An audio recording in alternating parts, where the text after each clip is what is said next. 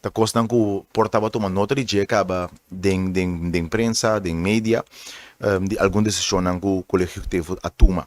Onde não é que o colégio executivo atuma a decisão para revisar e manejo de mandatering. Para portar, para compreender o que isso significa, tem que explicar para mim o que o mandatering está. O mandatering significa que o colégio executivo tem certa autoridade para tomar decisão de governação. Pero fora de tomar decisão, colégio executivo tem a responsabilidade também de informar a decisão que a toma, não somente na pueblo, pero também na conselho insular.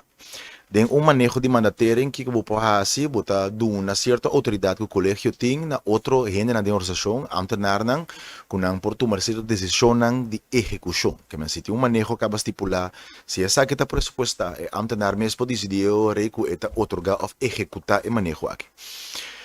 Na situação que nós encontramos mês, botava que em vários departamentos falta processo não definir quem, na que hora e para qual motivo não está dando certo serviço. Ou por aí também que o hopi manejo não está estipulado. Onde outro bando de medalha está que o colégio aqui experienciar, que nós mesmos tomamos nota de imprensa, nós tomamos nota de decisão na qual tomamos o nome de colégio. Se o colégio sabe que essa que estava arriba mês a mês, tem que decisão não lo tomar.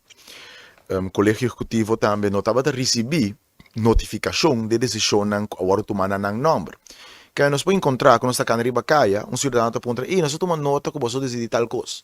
Nós não sabemos. Nós não sabemos qual é a decisão agora apresentar, tem que agora tomar, tem para nós agora informar. Nós temos a pergunta do Conselho Insular riba certo tópico não, que nós não sabemos sobre que simplesmente nós não há informação de decisão agora tomar.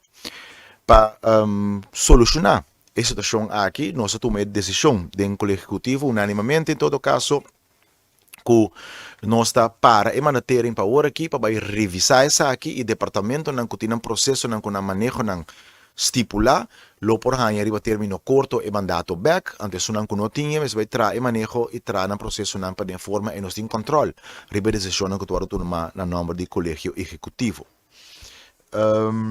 Também é bom para agregar que esse no quermen dor que nós fazemos esse que o processo não que tem que seguir o canal a stop para sombra tudo coisa que estava a tem que passar e por passar lo por a seguir que a decisão também que nós toma.